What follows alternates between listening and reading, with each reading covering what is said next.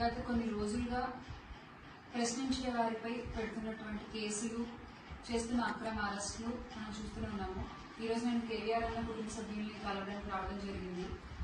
ఆ రోజున మన అందరం కూడా చూసాము, జర్నలిస్ట్ అలాగే ఇన్ఫ్లుయెన్సర్ నిజాన్ని నిర్భయంగా మాట్లాడుతూ నిజాలను చెప్పేటువంటి ఒక విలువ కలిగిన జర్నలిస్ట్ అయిన కేవీఆర్ అన్నని ఎంత దారుణంగా అర్ధరాత్రి పోలీసులు వచ్చి, ఏపీ పోలీసులు వచ్చి ఈడ్చుకెళ్తూ అడ్డుకున్న కుటుంబ సభ్యుల్ని పక్కకి తోసేసి చిన్న పిల్లలని కూడా చూడకుండా వాళ్ల ముందే వాళ్ళ నాన్నగారిని అతి కిరాతకంగా లాక్కెళ్తూ అరెస్ట్ చేసినటువంటి ఒక వైనాన్ని రాష్ట్ర ప్రజలు అందరూ కూడా చూశారు.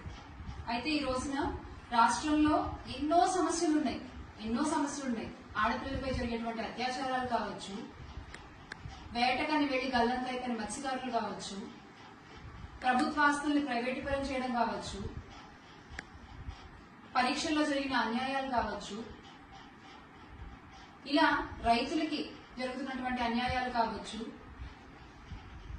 ఇలా ఎన్నో సమస్యలు రాష్ట్రంలో ఉంటే తప్పిపోయిన చిన్న పిల్లలు కావచ్చు, ఇలా ఎన్నో సమస్యలు రాష్ట్రంలో ఉంటే అవన్నీ అర్జెంట్ లేదు, అవన్నీ గాలికి వదిలేసి అవన్నీ పక్కన పెట్టేసి కేవలం ఎవరైతే ప్రభుత్వం చేసేటువంటి అన్యాయాల్ని, అధికారంలో ఉన్నటువంటి ఇప్పటి కూటమి ప్రభుత్వం చేసేటువంటి అన్యాయాల్ని వేలెత్తి చూపిస్తున్నారో వాళ్ళని మాత్రం హుటాహుటిన వాళ్ళు ఎక్కడున్నా సరే, పక్క రాష్ట్రాల్లో ఉన్నా సరే వెళ్ళిపోయి అర్ధరాత్రి పూట అర్జెంటుగా అరెస్ట్ చేసే కార్యక్రమాలు పెట్టుకుంటున్నారు. ఇవాళ ఇదే జరుగుతుంది.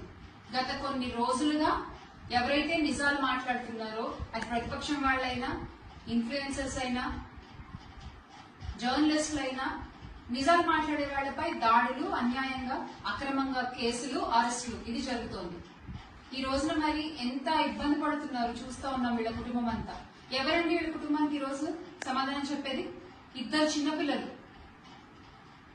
ఆ చిన్న పిల్లలు బయటకు వెళ్ళినప్పుడు మీ నాన్నగారు మీరు అరెస్ట్ చేశారంట కదా, ఆ పిల్లల్ని అడిగినప్పుడు ఆ పిల్లలు ఎదుర్కొన్నటువంటి మానసిక క్షోభకు ఎవరు సమాధానం చెప్తారు? మీరు చెప్తారా? అన్యాయంగా లాక్కెళ్ళిపోయారే, అన్యాయంగా అరెస్ట్ చేశారే, సరైన కారణం చెప్పకుండా పైగా అక్క మీద కూడా కేసులు పెడుతున్నారు. ఏమని పెడుతున్నారు?